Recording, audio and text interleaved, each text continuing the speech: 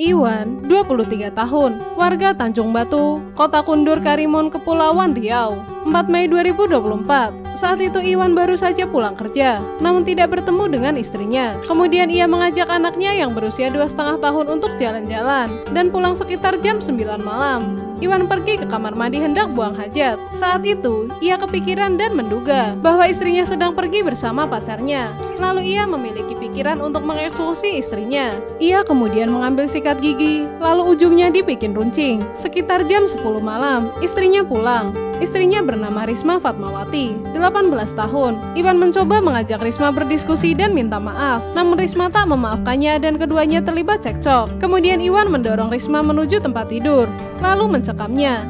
Pada saat itu, Risma melakukan perlawanan. Lalu kemudian Iwan menghujam Risma dengan sikat gigi yang telah ia runcingkan sebelumnya, hingga Risma meninggoy. Setelah itu Iwan membaringkan Risma dan menidurkan anaknya di samping Risma. Lalu ia pergi melalui pintu belakang.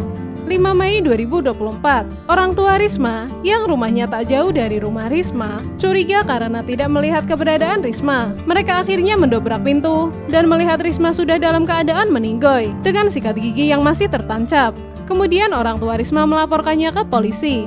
Polisi yang menerima laporan langsung bergegas menuju TKP dan melakukan penyelidikan.